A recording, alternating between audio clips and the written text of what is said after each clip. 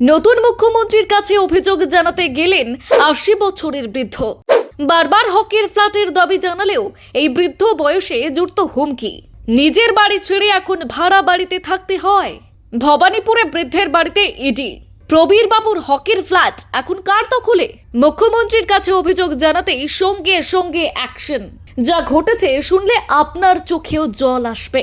ভবানীপুরে এক বৃদ্ধ দম্পতির জমি এবং ফ্ল্যাট সংক্রান্ত অভিযোগ ঘিরে এবার বড়সড় নড়াচড়া শুরু করলো এনফোর্সমেন্ট ডিরেক্টরেট বা ইডি।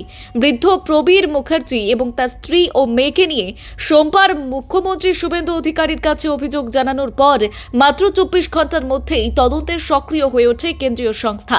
মঙ্গলবার সকালে ইডির আধিকারিকরা সরাসরি পৌঁছে যান প্রবীর বাবুর বাড়িতে, আর সেখানে দীর্ঘ সময় ধরে তাকে এবং তার পরিবারের সদস্যদের জিজ্ঞাসাবাদ করা হয়। জমি হস্তান্তর, প্রমোটারের সঙ্গে হওয়া চুক্তি, ফ্ল্যাট দেওয়ার প্রতিশ্রুতি সব বিষয় খতিয়ে দেখেন তদন্তকারীরা। ইডি সূত্রে জানা গিয়েছে, প্রবীর মুখার্জিদের কাছ থেকে সমস্ত নথিপত্র সংগ্রহ করা হয়েছে। প্রমোটারদের সঙ্গে কী চুক্তি হয়েছিল, কিভাবে জমি দেওয়া হয়েছিল এবং পরে কী পরিস্থিতি তৈরি হয় সেই বিষয়গুলি বিস্তারিতভাবে জানতে চেয়েছেন আধিকারিকরা। বিশেষ করে চুক্তির কাগজ, অর্থ লেনদেনের তথ্য এবং ফ্ল্যাট হস্তান্তর সংক্রান্ত নথি খুঁটিয়ে দেখা হচ্ছে।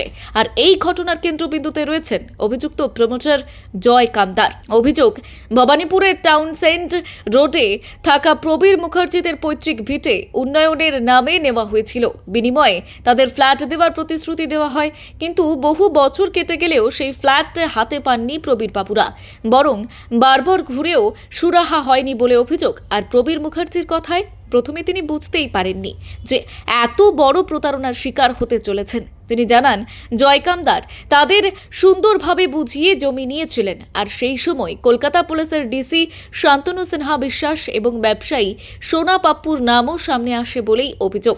প্রবীরবাবুর দাবি, সবকিছু লিখিতভাবে হলেও পরে আর প্রতিশ্রুতি রক্ষা করা হয়নি। বৃদ্ধের অভিযোগ আরও গুরুতর। তার দাবি, বহুবার প্রমোটারের অফিসে গিয়েও কোনো ফল হয়নি, উল্টে তাকে ভয় দেখানো হতো, এমনকি বন্দুক দেখিয়ে হুমকি দেওয়া হয়েছিল বলেও অভিযোগ করেছেন তিনি। শুধু তাই নয়, তাদের কাছ থেকে আরও ১৭ লক্ষ টাকা দাবি করা হয়েছিল বলেও জানিয়েছেন প্রবীর বাবু। বর্তমানে তিনি নিজের বাড়ি হারিয়ে ভাড়া বাড়িতে থাকতে বাধ্য হচ্ছেন। সল্টলেকের বিজেপি দফতরে আয়োজিত মুখ্যমন্ত্রীর জনতার দরবারে হাজির হয়ে আবেগঘন কণ্ঠে প্রবীর মুখার্জি বলেন, আমি এখন ভাড়া বাড়িতে থাকি। জীবনের শেষ বয়সে অন্তত নিজের একটা মাথা গোঁজার ঠাঁই চাই। মুখ্যমন্ত্রী যদি সাহায্য করেন তাহলে হয়তো শেষ বয়সে নিজের বাড়িতে ফিরতে পারবো।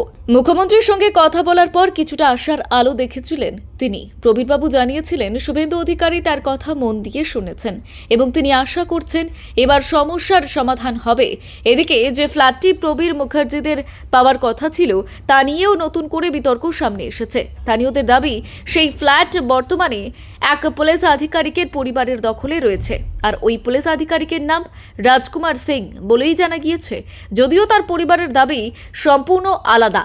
তাদের বক্তব্য, তারা বৈধভাবেই ফ্ল্যাটটি কিনেছেন। ব্যুরো রিপোর্ট, গলসি বার্তা।